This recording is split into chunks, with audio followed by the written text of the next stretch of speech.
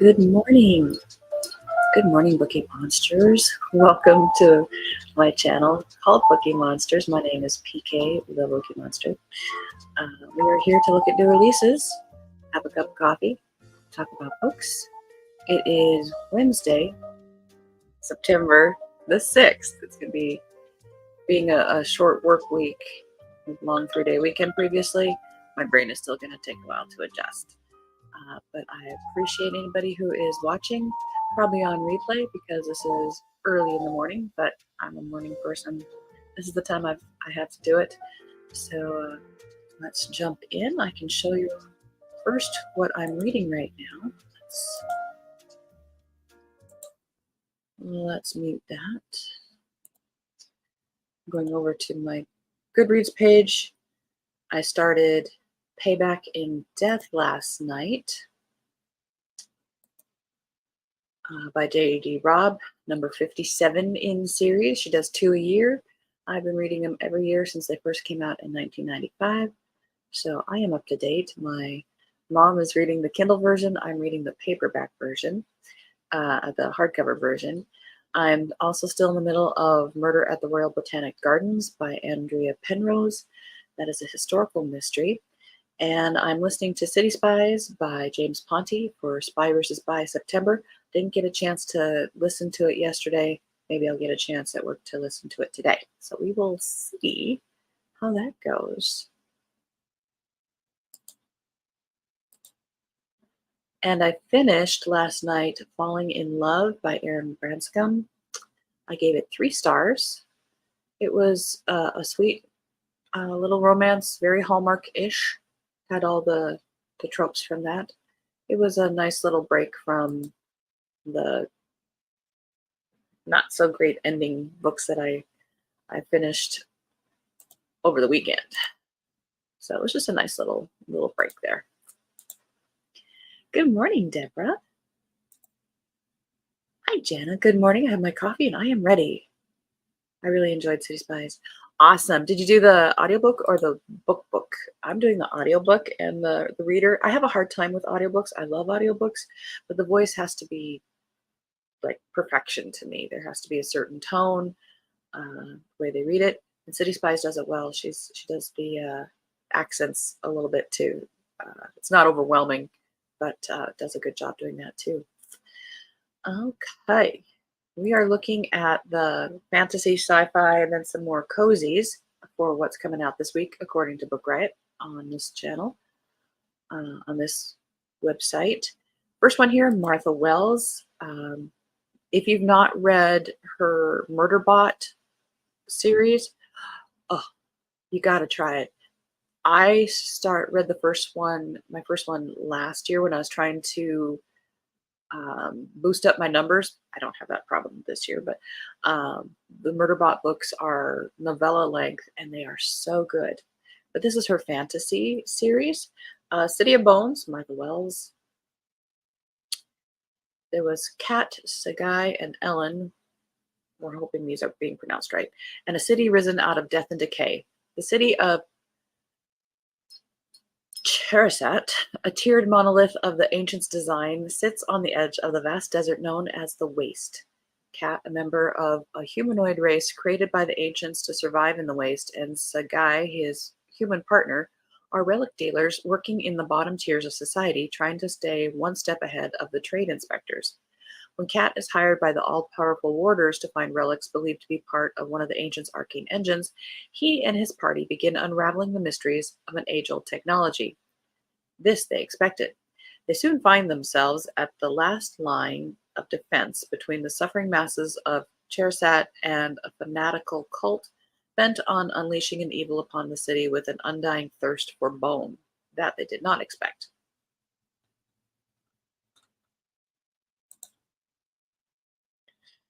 Midnight at the Houdini by Delilah S. Dawson.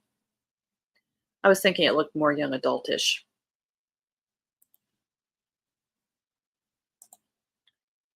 I read the book, I read all the books of the series, I really enjoyed them all. Excellent. The girl discovers a surreal hotel where no one ever leaves. The Hotel California? When the clock strikes midnight, she'll be trapped there forever unless she's able to break free from magic that in turn breaks all her rules. Perfect for fans of Caraval and the Starless Sea. Life has gone according to plan for Anna. She stays in the background, letting her sister Emily shine in the spotlight. But on Emily's wedding night, Anna learns that her sister is moving away, abandoning her and all their shared dreams. Devastated, Anna leaves the reception in the middle of a raging storm, taking shelter in a hotel she's never seen before, the Houdini. Did she not realize this is what happens when people get married? The Houdini is a hotel unlike any other, with sumptuous velvet couches, marble tiled floors, secret restaurants, winding passageways, and an undercurrent of magic in the air. And when Anna meets Max, who has lived his entire life inside its walls, she's captivated. For the first time in her life, Anna is center stage in a place that anticipates her every desire, with a boy who only has eyes for her. But there's a terrifying secret hidden in the Houdini. When the clock strikes midnight, Anna will be trapped there forever unless she can find a way to break free from its dreamlike magic. But will she be able to do it if it means leaving Max behind? Enchanting, mysterious, and utterly fantastic, Midnight at the Houdini will cast its spell on you. Storm of Olympus by Claire M. Andrews. Also young adult. The heart-pounding conclusion to the Daughter of Sparta series forces Daphne to face her past, her deepest fears, and her enemy who can defeat even the all-powerful gods of Olympus in this epic reimagining of classic Greek mythology for fans of Circe. After fighting in the Trojan War against her own people, Daphne is plagued by memories of her family, of her shortcomings, of her lover Apollo, and of the secrets he and the gods keep. As she reels from the horrendous sacrifice she had to make and her own failure in the battle for Troy, she knows the Titans are out there, just beyond the island of Aea, where she has taken refuge, raging a war against the world. As Daphne struggles to regain her will to fight, as well as rein in the new abilities that have been thrust upon her, the gods call for her help once more. But it has been prophesied that she will bring about the ruin of Olympus and the downfall of Sparta, just as she caused the destruction of Troy. Now she begins to witness her terrible destiny coming true. She must become a hero to rival those of myth and save the gods, her people, and the world, or she will watch it all burn around her. That is one way to learn about some Greek myths. The Bravest Warrior of Nepharia, middle grade, by Adi Al-Said. Phineas and Ferb meet the Despicable Me series in this hilarious and heartwarming middle grade debut from acclaimed author Adi Al-Said about a wannabe hero who lives in a goofily evil kingdom where nefarious schemes abound. Welcome to Nepharia, where nearly every day the kingdom faces another evil scheme. Most are harmless, though, so the citizens of Nepharia simply learn to live with the latest hijinks and go on with their lives. This includes Bobbert Bougainvillea, who is much more concerned with the fact that he seems to be invisible. From the teachers in his school to his classmates, almost no one notices Bobbert, no matter how visible he tries to be. Then everything changes when Bobbert follows his classmates to a cursed gumball machine. Don't you hate that? Before he knows it, Bobbert is sucked into one of Nepharia's most villainous evil schemes, a plot that has been a long time in the making. Too long, in the evil wizard Matt's opinion. Never trust a Matt. And retreating into invisibility this time won't do, not when Bobbert is the only one with the drive, knowledge, and, if his newfound courage doesn't fail him, bravery to foil Matt's plan. That sounds cute. The spirit bares its teeth. Young adult. Mors vincit omnia, death conquers all. London, 1883. The veil between the living and dead has thinned. Violet-eyed mediums commune with spirits under the watchful eye of the Royal Speaker Society, and 16-year-old Silas Bell would rather rip out his violet eyes than become an obedient speaker wife. According to Mother, he'll be married by the end of the year. It doesn't matter that he's needed a decade of tutors to hide his autism, that he practices surgery on slaughtered pigs, that he is a boy, not the girl the world insists on seeing. After a failed attempt to escape an arranged marriage, Silas is diagnosed with veil sickness, a mysterious disease sending violet-eyed women into madness, shipped away to Braxton's finishing school and sanatorium. The facility is cold, the instructors merciless, and the students either bloom into eligible wives or disappear. When the ghosts of missing students start begging Silas for help, he decides to reach into Braxton's innards and expose its guts to the world if the school doesn't break them first. Not a book for me. There is a specific audience for that book. And this is a nonfiction, which we don't really look at, but very interesting. Tolkien in the 21st century, the meaning of Middle Earth today. The thing I have against that is Tolkien's works are of his time. And if we look through it from our lens, I don't think that's right. But that's me.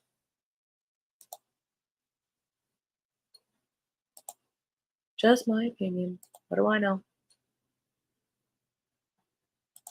Let's see if there was any sci-fi. Looks like there's 3 here. Hush Harbor by Anise Vance.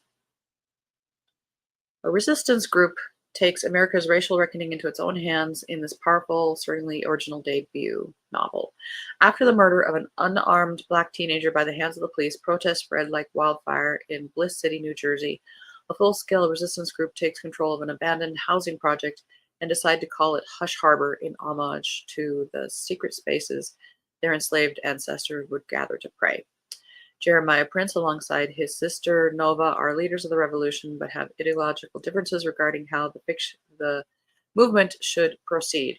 When a new mayor with ties to white supremacists threatens the group's pseudo sanctuary and locks the city down, the collective must come to a decision for their very survival. How is that sci-fi? The Circumference of the World, La Vie Tudor.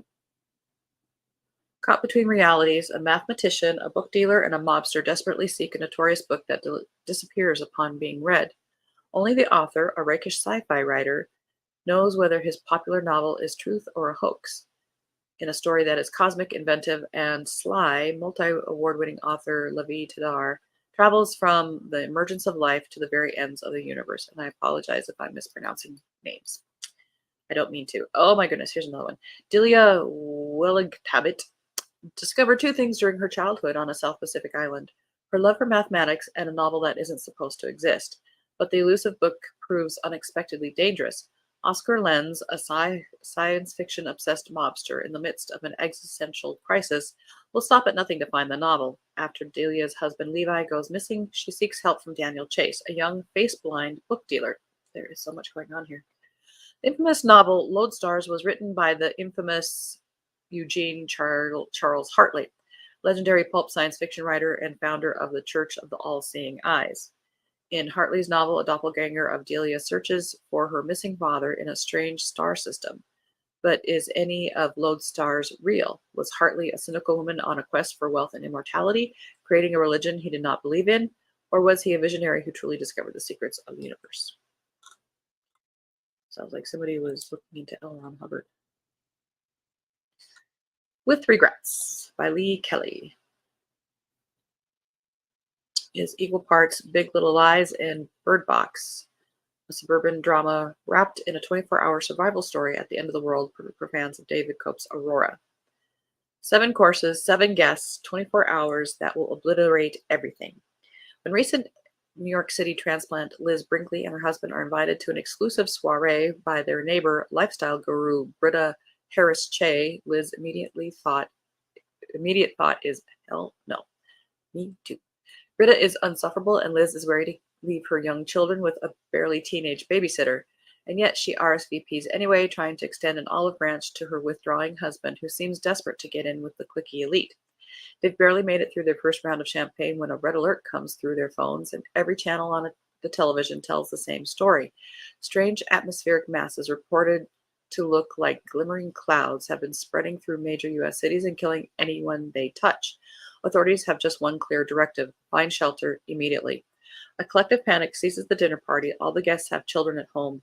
In the mad dash to their cars, they see it, a shimmering net floating over the town. The street is littered with wrecked cars and dead bodies. Leaving now is not an option. Instead, the group launches into survival mode, grabbing supplies to take shelter in the host wine cellar. But everyone has very different opinions about the best plan from there. Liz becomes increasingly willing to do anything it takes to get back to her children. As the glimmering clouds continue to kill anyone who steps outside, the tensions and suspicions among the party guests near a boiling point. But she begins to realize that there may be others in that cellar even more desperate than she is.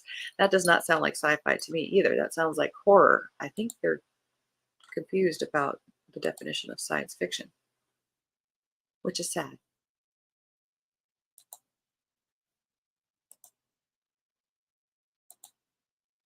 Agreed. Yeah. And it's sad that science fiction is becoming something other than what it used to be. That's just my opinion. Coffee's required. Just a minute. And I'm thinking I might not wear these earrings today. They are clinking every time I move my head. That could get irritating today. All right. Let's get back to the cozies that were being released this week. Let me close a tab. Whoa, here. Okay, sorry. My screen went black for a split second there. Hope that didn't happen to you guys. Okay. What Tangled Webs? Did we look at this one? No. It's a Kindle Unlimited by Emily Clare, fourth in series. When a traveling waxworks exhibition sets up, see right there, boom. Creepy. Sets up shop at a local inn, Justina Audley, a beautiful widow resigned to a life of quiet monotony, is drawn into a dangerous web of murder and deceit. The innkeeper appears one morning in the macabre waxworks display, murdered and posed to look like one of the eerie sculptures. See? The dead woman's daughter is convinced that one of the eccentric visitors is responsible, and Justina, aided by the encouragement of her friends in the spinster sewing circle and her own sharp instincts, sets out to investigate the sinister scene. As Justina delves deeper into the case, a tangle of suspects confronts her, including the waxworks' talented creator, the resentful laborer with a dangerous secret, and the blackguard who follows the exhibition and refuses to leave the sculptor alone. The pressure is on as All Hallows Eve approaches with the help of her loyal sewing circle and the trustworthy Freddie Shrewsbury, a captain in the Royal Navy. Justina races against the clock to solve the mystery before the killer strikes again. I don't know. I think it might be more interesting to me reading the first few books. That one I don't think would pull me in right away. And I love historicals.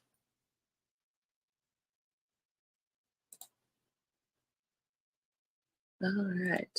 Music and Murder, Book 2, An Oak Park Village Mystery by Jean Dams. A spirited female sleuth, Elizabeth Fairchild, is drawn into Chicago's growing jazz scene and murder in this compelling 1920s mystery. July 1926, when Elizabeth Fairchild's beau, Fred Wilkins, suggests going to Chicago's Sunset Club to see Louis Armstrong, the world's best trumpeter in action, she faces a dilemma.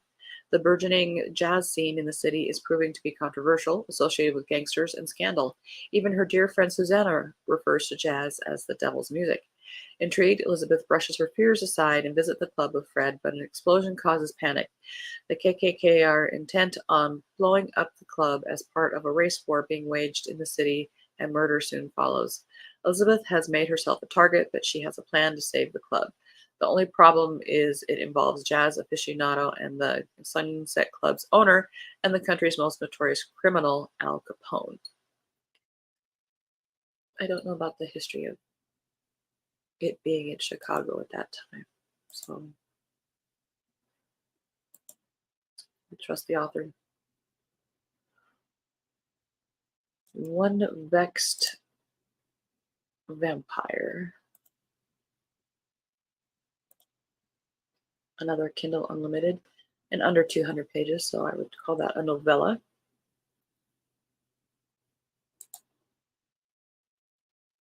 Just when I thought I was getting my psychic mojo back, a vampire has to stroll into town. Ugh, vampires. Well, it's in the title. There is no such thing as vampires. Ghosts, of course. Vampires, please. Unfortunately, Mortimer Drake didn't get the memo. The long-lost love of Hazel Ripe, one of Arcania Press's authors, stumbles out of the Maine woods claiming he's been hunted by a vampire. He disappeared 50 years ago and has been living as a hermit until he became the prey of a bloodthirsty man with fangs. The non-existence of vampires is something my skeptical editor, Gideon Tate, and I can agree on. However, my sixth sense informs me loud and clear that something dark is chasing the old hermit.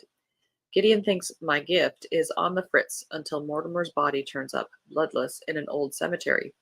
Then dead chickens begin to turn up in Mirror Falls, and suspicion falls on Sweet Hazel Wright.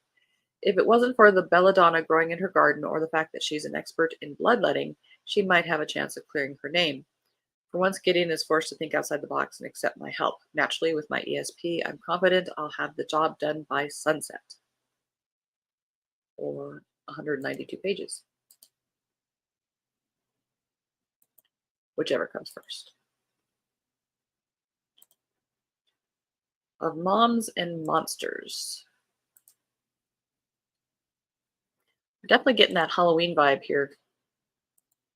By Lily Harper, fourth in a Return to Magic cozy mystery.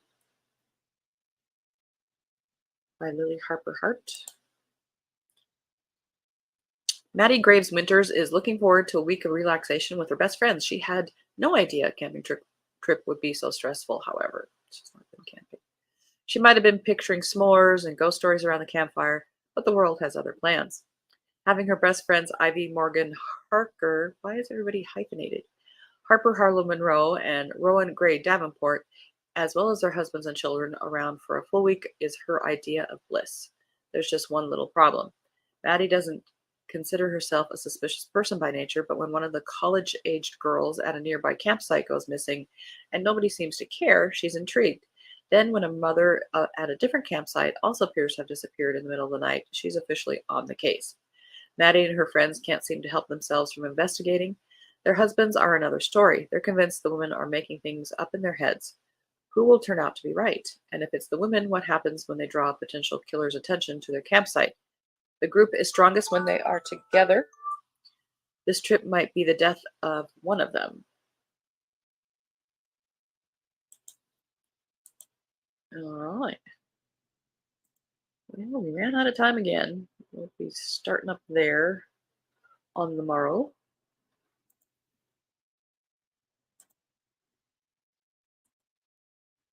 Okay, let's change our banner. Let's see, announcements. No sprint on my channel tonight, but there will be sprints tomorrow night at 6:05 p.m. Mountain Time, 8:05 Eastern. Regular morning show in the mornings, Monday through Friday. And tomorrow we'll be looking at regular fiction and some more of the cozies. And other than that, I hope, what are you guys reading? I'm doing all the talking. It's okay. It's my channel. I'm going to continue to be reading Payback in Death by J.D. Robb. I'm really excited to be reading that. Oh, were you guys here last night? I can't remember. I put my Kindle in the Kindle book sleeve thingy. I really like it. It's a padded book sleeve, Kindle sleeve, and it's just somehow very satisfying. It's like, remember those commercials, "Don't squeeze the Charmin"? I, it's I want to squeeze it. I like it. I like it a lot.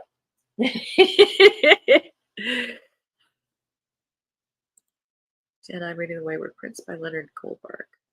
Awesome.